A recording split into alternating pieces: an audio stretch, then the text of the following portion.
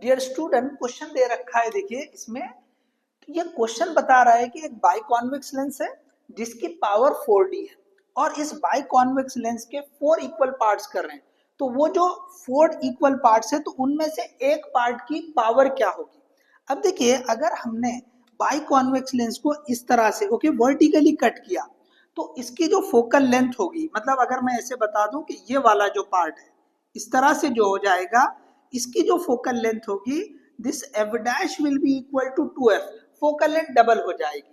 Okay, अब देखिए अगर हम इसको हॉरिजेंटली कट करते हैं और हॉरिजेंटली अगर ऐसे कट करते हैं तो इसकी फोकल लेंथ में कोई चेंज नहीं होता है। मतलब अगर हमने यहाँ पे इसको इतना कट कर दिया तो अब आपके पास इतना पार्ट है, ये वाला पार्ट है, तो इसकी फोकल लेंथ में कोई चेंज नहीं आएगा। तो हम अगर इसको फोकल लेंथ को एफ डबल डैश लिखेंगे so that will be same as F dash only. Okay, F dash only. तो यहाँ पे एफ डैश कितनी हो जा रही है 2f, मतलब इसकी फोकल लेंथ जो बेसिक ये जो हमारे पास बाइकॉन्वेक्स लेंस था उसकी डबल है। तो अगर फोकल लेंथ डबल हो जाएगी तो पावर क्या हो जाएगी, हाफ हो जाएगी। क्यों? तो since we know that power is equal to 1/f, reciprocal होती है।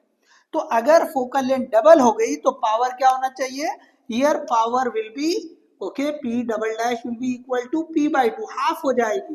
तो पावर पहले कितनी थी 4D, तो इसका हाफ कितना हो जाएगा 2D। तो ये जो ऑप्शन ए है वो करेक्ट रहेगा।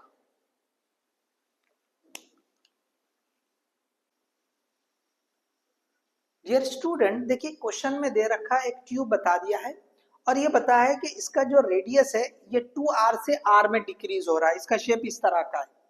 और ये बताया है कि एक एंड पे इसकी जो स्पीड है 2 मीटर पर सेकेंड है, speed at one end, then what is the speed at other end. तो यहाँ पे देखिए सिंपली जो कंटिन्यूटी इक्वेशन होती है वो वाला फॉर्मूला यूज होगा, a1v1 is equal to a2v2, या चलो यहाँ पे a2v2 is equal to a1v1 हम लिख सकते हैं। ठीक है, a1v1। तो अब देखिए a2 ये वाले को ये एंड 1 मान लो, ये एंड 2 मान लो। ठीक है, तो वन एंड पे तो दे चुका हूं इसने, ठीक है 2 मीटर पर सेकंड, तो दूसरे एंड पे पता करना है। तो हम यहाँ पे एरिया, तो एरिया क्या हो जाएगा पाई आर स्क्वायर इंटू ये v2 तो आपको पता करना है, एरिया 1 पाई आर, यहाँ पे रेडियस कितना है 2r, तो 2r whole square into v1 कितनी है तो 2। तो आप इसको वर्कआउट कर लो, तो ये पाई से पाई चला जाएगा। ठीक है, तो r square into v2 is equal to ये 4r स्क्वायर इंटू 2, तो ये आर स्क्वायर भी कैंसिल हो जाएगा and you will get v2 is equal to 8 metre पर second. So this D option is the correct one.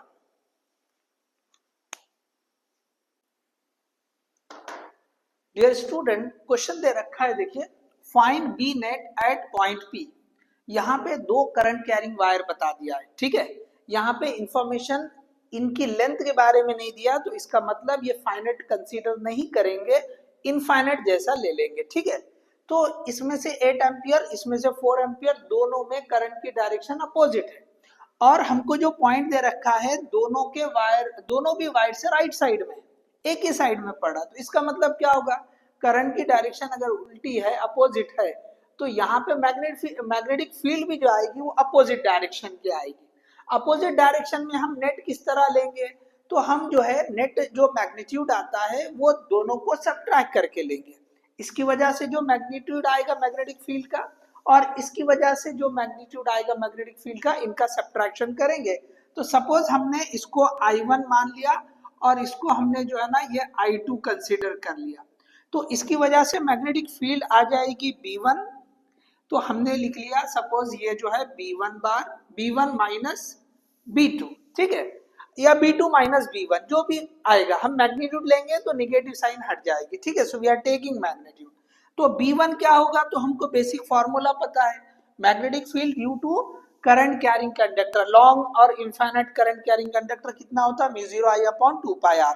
तो यहाँ पे हम लिख देंगे μ0I1 divide by 2πr1 minus μ0I2 divide by 2πr2। तो यहाँ पे ये बी नेट जो आएगा, ओके, μ0I ये जो है μ0/2π कॉमन रहेगा।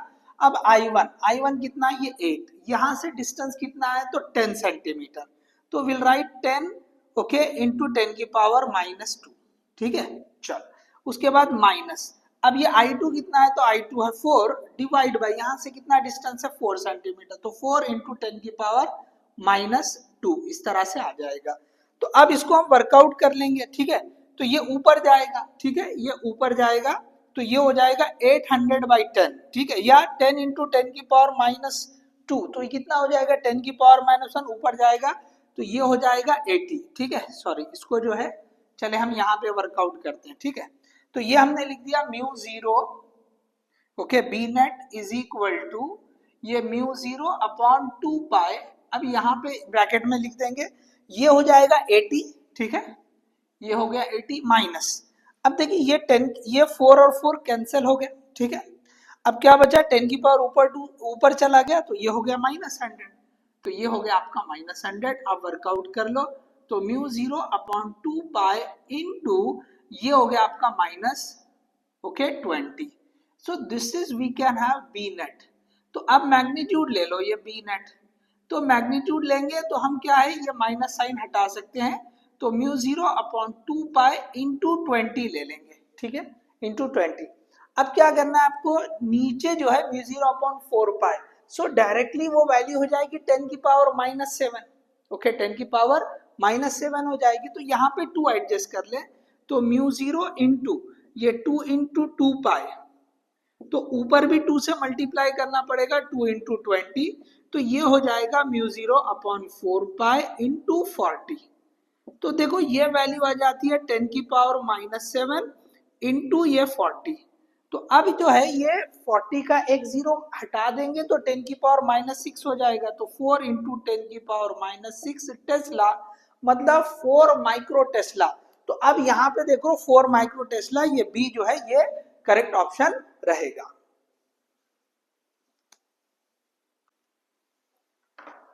डियर स्टूडेंट, क्वेश्चन दे रखा है, देखिए, for non vibrating diatomic gas has adiabatic index γ1 and for vibrating diatomic gas it is γ2। मतलब जब वाइब्रेटिंग मोड हम कंसीडर नहीं कर रहे, वाइब्रेटिंग जो है कंडीशन नहीं ले रहे हैं, तो एडियाबेटिक इंडेक्स या कांस्टेंट कितना हो रहा है, γ1 हो रहा है। और जब हम वाइब्रेटिंग कंडीशन ले रहे हैं तो उस केस में जो एडियाबेटिक कांस्टेंट है वो कितना, γ2। अब बता पूछा है क्वेश्चन कि इसमें रिलेशन बताओ, कौन बड़ा है कौन छोटा है, या हम रिलेट नहीं कर सकते, जैसे यहाँ नन ऑफ दिस का भी ऑप्शन दे रखा है। देखिए जो गैमा होता है, okay, that is equal to 1 + 2/f, ये डिग्री ऑफ फ्रीडम के फॉर्म में लिख दिया हमने। तो जो नॉन वाइब्रेटिंग होते हैं, तो नॉन वाइब्रेटिंग में degree of freedom, okay, for non vibrating के लिए क्या है, diatomic, okay, that is equal to 5, okay, degree of freedom जो है वो 5 है, ओके, दिस इज 5। और वाइब्रेटिंग के लिए कितने हैं, तो 7 है, वाइब्रेटिंग के लिए दिस इज 7। तो अब देखिए यहाँ पे ये जो गैमा है ये जो डिग्री ऑफ फ्रीडम उस पर डिपेंड कर रहा है, और कैसे, इनवर्सली, ये तो कांस्टेंट वैल्यू है, अगर ये कम रहेंगी तो एडियाबेटिक कांस्टेंट ज्यादा रहेगा, और डिग्री ऑफ फ्रीडम ज्यादा रहेगा तो एडियाबेटिक इंडेक्स कम होगा। इसका मतलब ये जो पहला केस है, ओके, तो यहाँ पे डिग्री ऑफ फ्रीडम कम है, तो इसका मतलब γ1, ओके, इज ग्रेटर देन γ2 होगा। तो यहाँ पे कौन सा ऑप्शन आ रहा है, तो first option is the correct one. Dear student, question दे रखा है, a force F 2i cap plus j cap plus 2k cap acting at a point 1,1,1 find the torque about this force about the origin। ठीक है, origin से जो है आपको पूछा है, तो यहाँ पे टॉर्क का फॉर्मूला क्या बनता है, so torque tau bar is equal to ये r bar cross f bar. अब यहाँ पे r बार क्या है, f बार तो दे रखा है, तो r बार सिंपली क्या होगा, देखो ये डिस्प्लेसमेंट वेक्टर, वहां तक का कितना डिस्प्लेसमेंट है, ओरिजिन से लेके जहां पे फोर्स एक्ट हो रही है, तो देखो यहाँ पे ये इस तरह से बता दिया, ये ओरिजिन है, ठीक है, ये ओरिजिन है, और यहाँ पे कहीं पे आप पॉइंट ले लो, ये 1,1,1, तो आपको ये यहाँ से ये डिस्प्लेसमेंट वेक्टर बताना है, दिस इज r बार। तो r बार क्या हो जाएगा, यहाँ पे ये पॉइंट 0,0,0 है, तो 1 - 0 तो 1, तो सिंपली ये हो जाएगा i cap plus j cap plus k cap, 1 - 0 1 ही होगा, 1 - 0 1 ही होगा, तो simply this will be the r bar. r बार ये हो गया, f बार ये हो गया।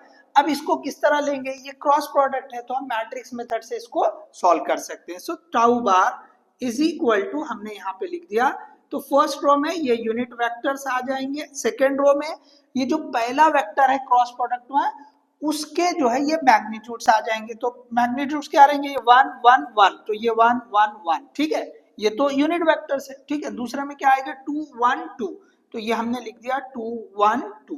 अब इसको वर्कआउट कर लो, तो ये पहले आई कैप हमने ले लिया, अब ये क्या होगा क्रॉस प्रोडक्ट, ठीक है ना, 1 इंटू 2 2 2 माइनस 1, उसके बाद ये दूसरा माइनस जे कैप, ठीक है, ये सेकेंड टर्म क्या लेंगे, नेगेटिव लेंगे।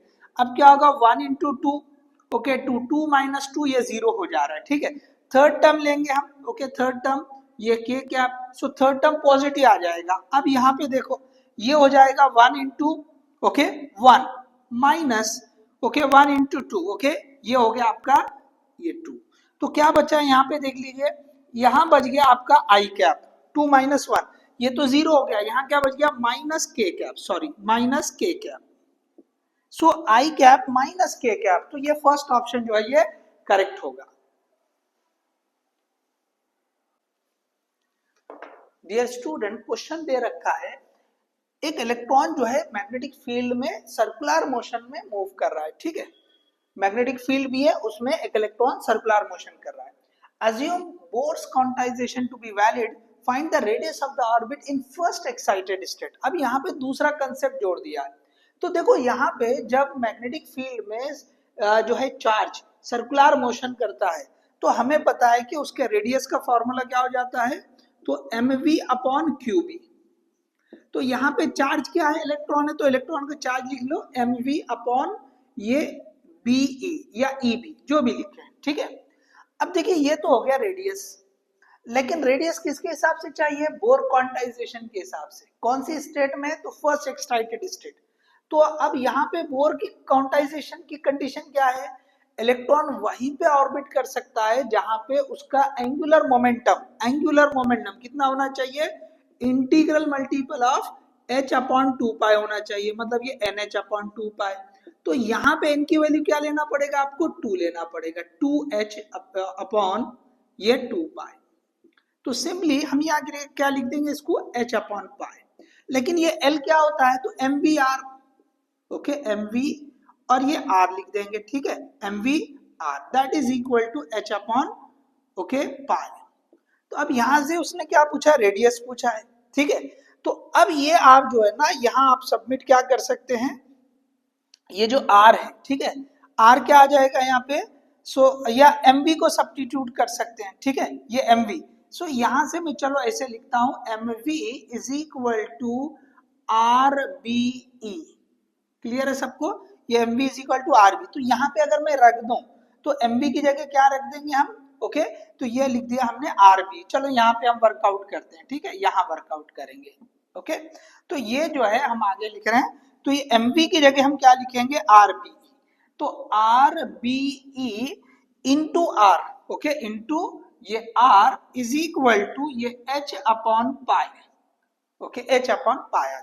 तो अब ये r into r square into ये BE is equal to h by pi, so therefore r square is equal to h upon ये पाई ये BE, so therefore this r is equal to square root of h upon pi BE, okay pi BE।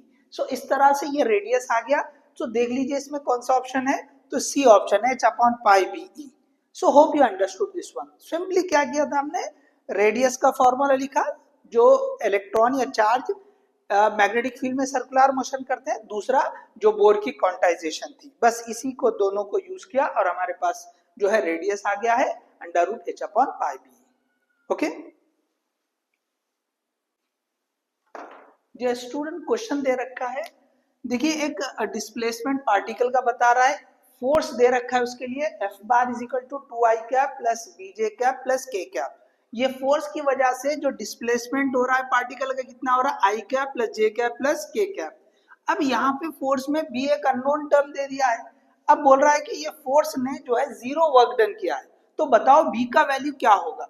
तो work done का basic formula क्या है, F बार dot da बार, तो अब ये जो है जीरो, वर्क डन कितना होता है, जीरो बता रहे हैं, तो यहाँ पे ये जो डॉट प्रोडक्ट है वो जीरो हो रहा है, तो अब डॉट प्रोडक्ट हम डायरेक्टली लिखेंगे, ये आ जाएगा 2i cap plus b j cap plus k cap, इसके साथ डॉट प्रोडक्ट हमने ले लिया, ये i cap plus j cap plus k cap. तो डॉट प्रोडक्ट कैसे होता है, सेम जो यूनिट वेक्टर्स होते हैं उनके मैग्नीट्यूड का मल्टीप्लिकेशन करके सम कर देंगे, 2 into 1 2, b into 1 b, 1 into 1 1, that is equal to 0. So b is equal to -3, that's it. So this is we are having the answer.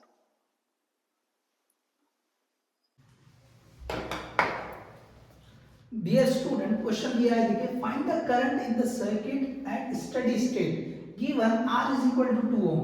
देखिए बहुत छोटा कंसेप्टिव क्वेश्चन पूछा, स्टडी स्टेट, तो स्टडी स्टेट में कैपेसिटर किस तरह बिहेव करता है ये हमें पता होना चाहिए, तभी इस क्वेश्चन को हम सॉल्व कर सकते हैं। तो देखिए कैपेसिटर जो है स्टडी स्टेट में, कैपेसिटर ओपन सर्किट की तरह बिहेव करता है, ओपन सर्किट पूरी तरह चार्ज ओके हो जाने के बाद वो किस तरह बिहेव करता है, ओपन सर्किट की तरह बिहेव करता है। तो अगर मैं यहीं पे इसको चेंज कर दूं, ये ओपन सर्किट हो गया, ओपन सर्किट हो गया, तो अभी इसमें से करंट फ्लो होने वाला नहीं, so means there is no use of this portion, ठीक है। तो अब अगर हमने ये वाले दो रेजिस्टेंस को देखा तो ये दोनों पैरेलल हो गए, तो R इन पैरेलल R मतलब इसकी वैल्यू 2 ओम, इसकी भी वैल्यू 2 ओम, 2 इन पैरेलल 2, तो यहाँ पे सर्किट एकदम सिंपल हो जाएगा, मतलब ये हो जाएगा 1 ओम, 2 और 2 पैरेलल क्या देंगे 1 ओम। तो यहाँ पे अगर मैं ये सर्किट ड्रॉ करूँ तो ये 2 ओम, उसके बाद ये 1 ओम, ओके, और यहाँ पे ये वाला जो है ना ये भी 2 ओम, तो ये 1 ओम, ये 2 ओम और ये 2 ओम। तो अब देखिए 2 और 1 ये सीरीज में है और वो 3 के साथ पैरेलल में है, तो आप इसका R इक्विवेलेंट निकाल सकते हैं, तो R equivalent is equal to 3 into 2 divide by 3 plus 2, so you will get 6/5 Om.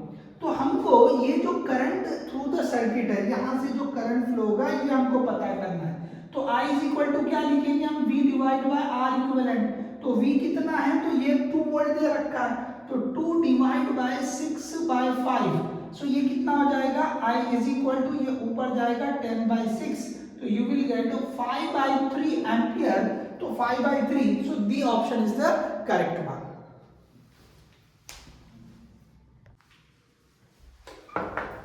Dear student, question दे रखा है, देखिए find displacement current through the given area, यहाँ पे दो कैपेसिटर के प्लेट्स बता दिया और करंट इसमें से 5 एम्पियर, मतलब ये कंडक्शन करंट है, और हमें पता है कि भी इसमें से जो पास होगा डिस्प्लेसमेंट करंट वो भी सेम होगा, लेकिन यहाँ पे उसने इस पूरे एरिया की बात नहीं की।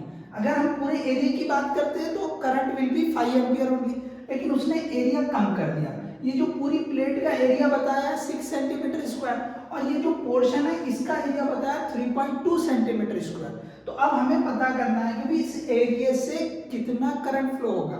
तो अब देखिए जो डिस्प्लेसमेंट करंट होता है that is equal to epsilon naught delta phi by delta T.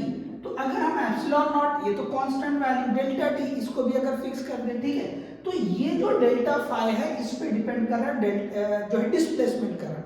अब डेल्टा फाई किस पे डिपेंड करता है, तो एरिया पे डिपेंड करता है, ओके, E इंटू ए, तो अगर एरिया यहाँ चेंज हो गया तो हम एरिया को हम वेरिएबल अगर कंसीडर करेंगे, so this displacement current is depending on area, okay. यहाँ पे अगर हम देखेंगे so phi is equal to E A होता है, तो it is depending on the area, ठीक है।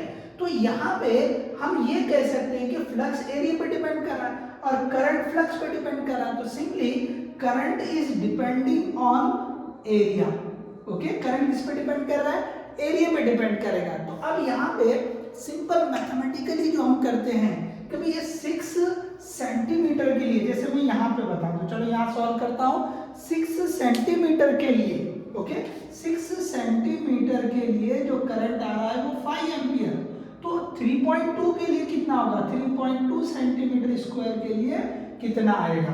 तो अब देखो यहाँ पे अगर मैं इसको मान लूं कि भाई ये ID, ओके, डिस्प्लेसमेंट करंट मान लिया मैंने इसको, या चलो I अननोन ले लें तो Ix ले लिया, तो क्रॉस मल्टीप्लिकेशन कर लें, तो यहाँ पे चलो फिर से यही लिखते हैं Ix इज इक्वल टू ये दोनों का cross multiplication 5 into 3.2 divide by 6। अब इसको वर्कआउट कर लो, तो 5 × 3.2 कितना हो जाएगा अगर हम यहाँ सॉल्व करें तो Ix इज इक्वल टू ये हो जाएगा 16, ओके, डिवाइड बाय 6, तो आपको मिलेगा ये 8/3, ओके, एम्पियर। तो यहाँ पे देखिए 8/3, ये फर्स्ट ऑप्शन जो है करेक्ट रहेगा।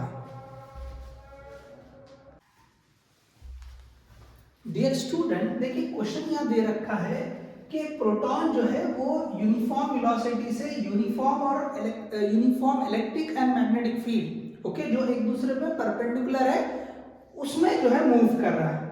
अब यहाँ पे साथ में क्या बताया कि इलेक्ट्रिक फील्ड को स्विच ऑफ कर दिया। If electric field is switched off then proton moves in a circular path of radius 1.6 into 10⁻⁻5, मतलब ये सर्कुलर मोशन कर रहा है। तो मैग्नेटिक फील्ड में अगर इलेक्ट्रॉन, ओके, ये जो चार्ज पार्टिकल है प्रोटॉन सर्कुलर मोशन कर रहा है, मतलब वो परपेंडिकुलर एंटर हुआ, एनीवे सर्कुलर मोशन कर रहा है, तो उसका रेडियस बता दिया 1.6 into 10⁻⁻5। देखो सेम कंसेप्ट पे दो क्वेश्चन एक ही पेपर में पूछ लिया है, ठीक है। तो हमको जो है ना, जब कोई चार्ज पार्टिकल मैग्नेटिक फील्ड में सर्कुलर मोशन करता है तो उसके रेडियस का फॉर्मूला क्या होता है, तो हमने पढ़ा है कि mv/q × b होता है। तो अब देखो हमको रेडियस तो दे रखा है, उसने मैग्नेटिक फील्ड पूछा है, तो इससे अगर मैं मैग्नेटिक फील्ड लिखूं कि b is equal to, so this will become mv/qr, okay, qr। अब यहाँ पे जो है ना ये b को वर्कआउट कर लेंगे। देखो मास ऑफ द प्रोटॉन यहाँ नहीं दे रखा है, तो आपको पता रहना चाहिए, ज्यादातर दे देता है, लेकिन अगर नहीं दिया तो वी शुड रिमेंबर। तो कितना होता है, तो 1.67 × 10⁻⁻27। इसके बाद जो वेलोसिटी दे रखा है 2 × 10⁸ whole divide by, okay, whole divide by, अब क्या है नीचे q charge of the proton 1.6 × 10⁻⁻19 into, अब क्या रहेगा, ओके, r कितना दिया, तो 1.6 × 10⁻⁻5। अब देखिए आप दो चीजें आप कर सकते हैं। पहले आप क्या करें कि भाई ये जो है जो 10 की पावर है वो सिंप्लीफाई कर लेंगे, ठीक है। और एक चीज ये कर सकते हैं, देखो ये जो 1.67 1.6 ये अप्रोक्सीमेटली जो है हम कैंसिल कर सकते हैं, तो यहाँ पे क्या होगा, कैलकुलेशन बहुत आसान हो जाएंगे। तो मैंने अगर इसको कट कर दिया, ठीक है, हमारा आंसर थोड़ा सा बढ़ के आ सकता है, ठीक है ना, या हमने सेम को कट कर दिया, ठीक है। तो हम चेक कर लेंगे कि हमारा आंसर क्लोजली किससे मैच कर रहा है। चलिए आगे, ये मैंने लिख दिया 2 × ये 10 की पावर, ये हो जाएगा -19। अब देखिए नीचे क्या बचा है, तो नीचे बचा है आपके पास ये जो है 10 की पावर -19 और ये -5, तो 24 हो जा रहा है, या इसको ऐसे रहने दो, चलो ये कट जाएगा ना, ओके। तो 1.6 × 10 की पावर -19 × 10 की पावर -5, ओके, देख लो ये थोड़ा सा जो है आपको विजिबल हो रहा है ना, देख लीजिए ये, ठीक है, ये -19, तो ये दोनों कैंसिल हो गए, ओके, ये दोनों कैंसिल हो गए। अब देखिए थोड़ा सा मैं यहाँ वर्कआउट कर लेता हूँ, ठीक है, ताकि आपको ये क्लियर हो जाए। तो ये यहाँ पे क्या बचा है, ये 2 डिवाइड बाय, फिर से लिखता हूँ थोड़ा सा आपको आसानी हो जाए, तो ये ऊपर 2 बच गया है, नीचे 1.6 × 10 की पावर -5।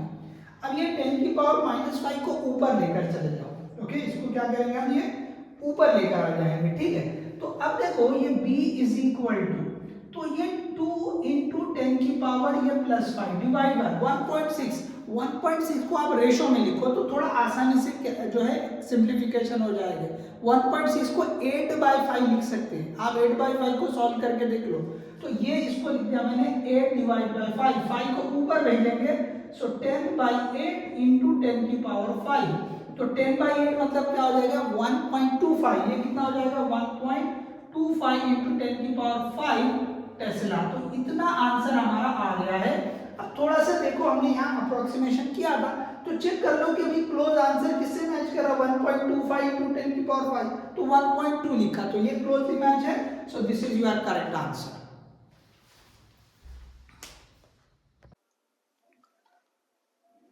डियर स्टूडेंट, देखिए क्वेश्चन में जो दिया है यहाँ समझ लें, एक डाइपोल दे रखा है और डाइपोल से r डिस्टेंस पर एक पॉइंट A है।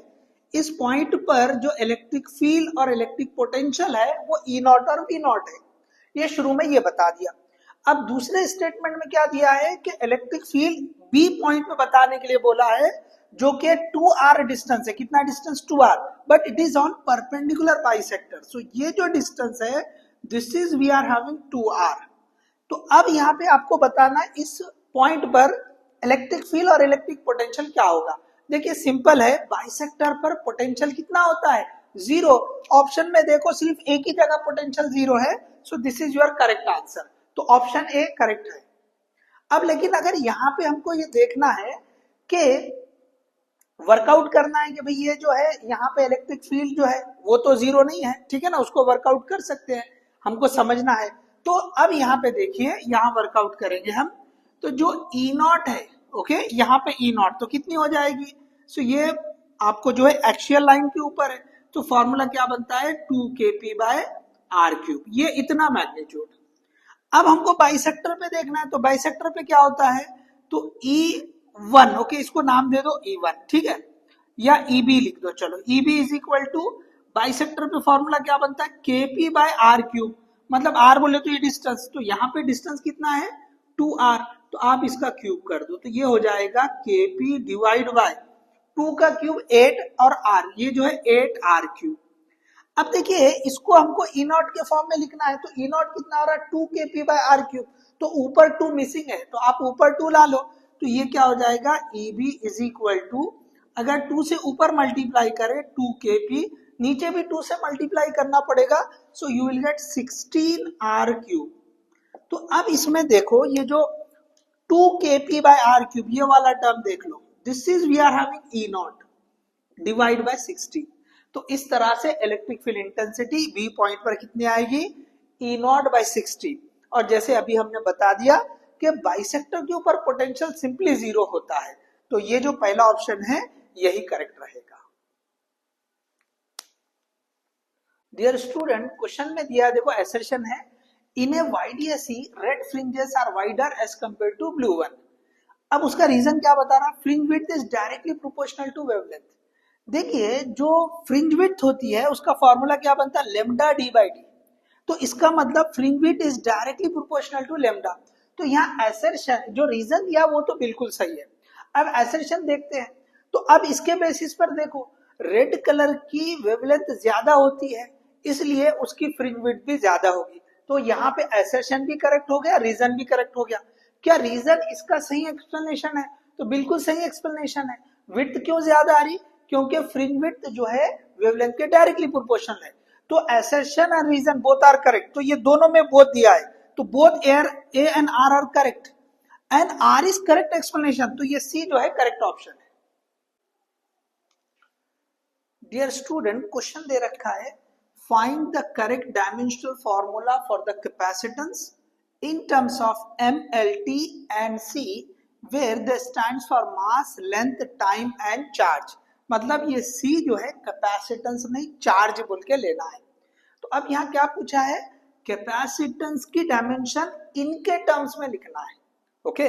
तो ऐसे क्वेश्चंस में क्या करना होता है, पहले हम कैपेसिटेंस का बेसिक फॉर्मूला लिखे, और कैसे लिखे, तो इनमें से देखे कि कोई क्वांटिटी है क्या जिसको यूज करके डायरेक्ट रिलेट हो सकता है, तो देखो यहाँ चार्ज है, ये चार्ज जो है इसको यूज करके हम कैपेसिटेंस का फॉर्मूला लिख सकते हैं। तो this capacitance is equal to, okay, यहाँ पे सी के बजाय मैं क्या करता हूँ ऐसा पूरा लिखता हूँ, let this is the capacitance. तो कैपेसिटेंस का फॉर्मूला क्या बन गया, दिस इज Q/V। तो अब यहाँ चार्ज तो है, ठीक है, लेकिन ये जो V है ये जो है इसको आपको हटाना पड़ेगा, इनके टर्म्स में लाना पड़ेगा, तो पोटेंशियल को डायरेक्टली नहीं हटा सकते। थोड़ा सा सोचिए कि भाई ये क्यों दिया है, ओके, क्या हम इस पोटेंशियल को ओके कोई ऐसी क्वांटिटी में कन्वर्ट कर सकते हैं जिसके लिए हम डायरेक्टली इनको यूज करके डायमेंशन लिख सके।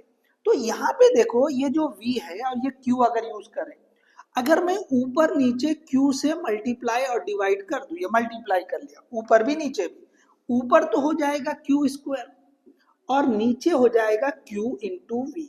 तो Q इंटू V ये क्या है, तो इट इज वर्क डन, जिसको हम एनर्जी भी कह सकते हैं, ठीक है ना। हम एनर्जी, वर्क डन की डायमेंशन, एनर्जी की डायमेंशन सेम होती है। तो ये जो क्वांटिटी आ गई, okay, Q into V, this product, इसकी डायमेंशन सेम एज एनर्जी की डायमेंशन हो सकती है। अब एनर्जी की डायमेंशन हम MLT के फॉर्म में तो लिख सकते हैं, बस वही आपको यहाँ करना है। तो क्या करेंगे हम, dimension of capacitance is equal to dimension of q square. तो क्यू के लिए क्या बोला है, सी यूज करना, तो ये लिख दिया हमने सी स्क्वायर डिवाइड बाय एनर्जी की डायमेंशन क्या होती है, ये आपको याद होगा m1 L2 T-2। ओके, तो ये आपको याद रहना पड़ेगा, ठीक है। बेसिक जो है ना, जो कुछ रहते हैं वो आपको याद रहना चाहिए। जैसे आपको जो है वेलोसिटी है, एक्सेलरेशन है, फोर्स है, वर्क डन है, ओके, इनके आपको याद रहना चाहिए, बहुत ज्यादा यूज होते हैं। एरिया है, वॉल्यूम है, तो इनकी जो है ना आपको डायमेंशन याद होना चाहिए, ठीक है। तो एनर्जी की क्या होती है, m1 L2 T-2। अब देखिए यहाँ पे आप डायमेंशन लिख देंगे इसकी, तो दिस विल बिकम, यहाँ लिख देता हूँ, ये ऊपर m जाके क्या हो जाएगा, m1 -1 हो जाएगा, L2 ऊपर जाके L-2 हो जाएगा, T-2 ऊपर जाके T2 हो जाएगा, और ये c स्क्वायर ऐसा ही रहेगा। सो this will be the dimension of capacitance. तो देख ले कहाँ पे है ये, m1 L-2 m-1 L-2 T2 and C2। तो इसका मतलब ये जो डी ऑप्शन है वो करेक्ट रहेगा।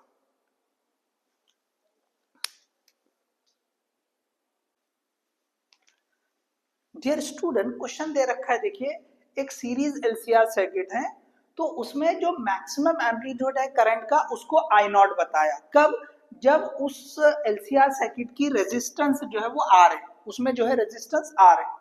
अब बोल रहा है कि अब जो है what will be the maximum amplitude of the current when this resistor is replaced by R by 2। Okay, तो पहले केस में तो आर ही बोला है, दूसरे केस में are by 2।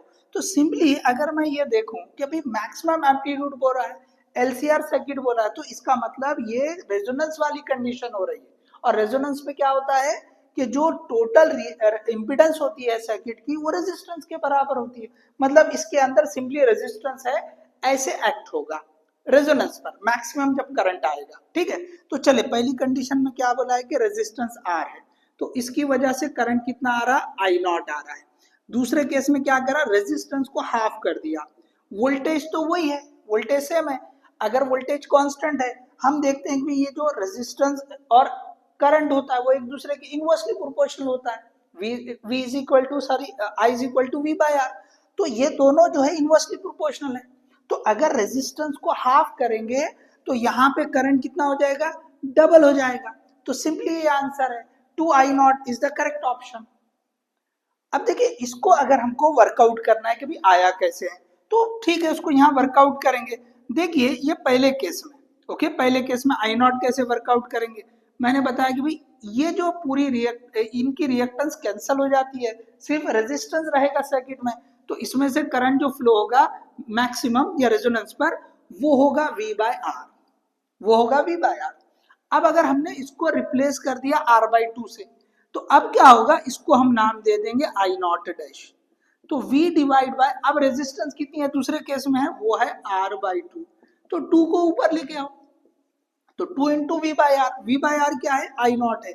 So in this way you can get the answer. So anyway option B is the correct one. Dear student, question दे रखा है, देखिए नेम द लॉजिक गेट। यहाँ पे डायोड को यूज करके सर्किट बनाया। तो सिंपली हम यहाँ चेक करेंगे इनपुट देकर, ओके, ये डायोड जो है फॉरवर्ड बायस है, रिवर्स बायस है, उसके हिसाब से यहाँ पे आउटपुट चेक करेंगे। सो बेटर है यहाँ पे हम क्या करेंगे कि भाई ट्रूथ टेबल लिख देंगे, मतलब जो इनपुट देंगे उसके हिसाब से आउटपुट वाई क्या आएगा, ए और बी इनपुट, वाई आउटपुट। अब देखिए अगर हमने ये 0 0 दे दिया, इसको भी 0 इसको भी 0, तो यहाँ पे 0, ठीक है, तो इधर ये कुछ ना कुछ वोल्टेज रहेगा, देखो, ओके। तो ये क्या हो जाएगा, ये एनोड है और ये कैथोड है, तो इधर 0 है, इसका मतलब एनोड पे कुछ ना कुछ यहाँ पे पॉजिटिव बैटरी लगी है, तो यहाँ पे कुछ ना कुछ पॉजिटिव पोटेंशियल रहेगा। तो ये डायोड जो है ना फॉरवर्ड बैस हो जा रहा है, और ये भी डायोड फॉरवर्ड बैस हो जा रहा है, क्योंकि सेम पॉइंट पे ये वैल्यू, ये जो पोटेंशियल आएगा, तो जब हम यहाँ पे इनपुट पे 0 लगाएंगे तो वो वाला डायोड फॉरवर्ड बायस हो जाएगा। डायोड फॉरवर्ड बायस का मतलब क्या होगा, ये सिंपली शॉर्ट सर्किट, मतलब ये 0 वोल्टेज सीधे यहाँ आ जाएगा। तो अगर इनमें से कोई भी 0 हो या दोनों 0 हो, तो ये सिंपली शॉर्ट सर्किट होके ये आउटपुट वाई ए से नहीं तो बी से कनेक्ट हो जाएगा। जो भी शॉर्ट सर्किट होगा। अब ये तो दोनों भी है, तो यहाँ पे आउटपुट सिंपली 0 हो जाएगा। अगर मैं ए को 0 रखता हूँ, ओके, और बी को 1 लेता हूँ, मतलब इसको 0 रखा, इसको 1 दिया, अब ये 1 है तो हो सकता है ये रिवर्स बायस होगा। लेकिन पहले यहाँ देख लो, यहाँ पे हमने 0 दिया, अब यहाँ पे कुछ ना कुछ पॉजिटिव पोटेंशियल आएगा, तो यहाँ पे पोटेंशियल ज्यादा, यहाँ पे कम। सो एनोड का पोटेंशियल ज्यादा है कैथोड से, तो फिर से ये फॉरवर्ड बायस। फॉरवर्ड बायस मतलब simply short circuit, short circuit होगा तो सिंपली ये 0 यहाँ पे होगा। तो अब ये 1 पर इन्हें फॉरवर्ड बायस नहीं होगा, तो ये ओपन सर्किट रहेगा, तो सिंपली ये जो 0 लेवल है वही यहाँ पे आएगा। अच्छा, अब इसका उल्टा करते हैं, यहाँ पे अगर हमने 1 दे दिया, यहाँ पे 0 दे दिया, अब देखो ये 0 की वजह से ये शॉर्ट सर्किट हो जाएगा ऐसे, और यहाँ पे क्या होगा, ये ओपन सर्किट ऐसा रहेगा। तो ओपन सर्किट से तो ये कनेक्ट ही नहीं हो रहा, ये शॉर्ट सर्किट के थ्रू कनेक्ट होगा और ये 0 यहाँ पे आ जाएगा। तो फिर से ये आउटपुट जो रहेगा, ओके, अगर हमने इसको 1 और इसको 0 माना तो फिर से आउटपुट 0 होगा। अब अगर हमने दोनों को 1 1 कर दिया तो क्या हो जाएगा, अब दोनों 1 1, तो इसका मतलब यहाँ पे जो कैथोड है 1 का मतलब लॉजिक 1 है, तो ये 5 वोल्ट समझ ले आप, या 5 वोल्ट 10 वोल्ट जो भी रहेगा, ओके, जनरली 5 वोल्ट लिया जाएगा। और यहाँ पे जो है ना, इसमें से कुछ वोल्टेज इसको ड्रॉप होके यहाँ मिलेगा, तो यहाँ पे पूरा 5 नहीं मिलने वाला, 5 से कम मिलने वाला, तो यहाँ पे कंडीशन फॉरवर्ड बायस के लिए सेटिस्फाई नहीं हो रही है, यहाँ पे वोल्टेज कम और इधर ज्यादा हो गया, तो ये रिवर्स बायस हो जा रहा। तो दोनों में भी वैसी हो रहा, ये भी रिवर्स बायस और ये भी रिवर्स बायस। तो रिवर्स बायस में क्या होगा, ओपन सर्किट, मतलब ये आगे नहीं जा सकते, इसका मतलब यही पोटेंशियल, अब इसमें से करंट फ्लो नहीं होगा, तो यही पोटेंशियल यहाँ पे आ जाएगा। तो ये 5 वोल्ट यहाँ पे आ रहा है, इसका मतलब ये ज्यादा पोटेंशियल आ रहा है, इसी को हम 1 बोलते हैं, लॉजिक 1 बोलते हैं। तो जब हम ये दोनों को 1 1 बोलेंगे तो आउटपुट 1 आएगा। तो अब आपको ये ट्रूथ टेबल देखकर बताना है ये कौन सा गेट है। जब सारे इनपुट 1 होते हैं और आउटपुट 1 आएगा तो ये लॉजिकल एंड ऑपरेशन होता है, ओके, सारे इनपुट 1 होना, सिंपली जो मल्टीप्लीकेशन, एंड बोले तो लॉजिकल मल्टीप्लीकेशन, तो 0 इंटू 0 0, 0 इंटू 1 0, 1 इंटू 0 0, 1 इंटू 1 1, ये लॉजिकल मल्टीप्लीकेशन है, ठीक है। तो यहाँ पे ये जो एंड गेट है वो बन रहा है, तो ये जो सर्किट है ये क्या बना रहा है, एंड गेट बना रहा है।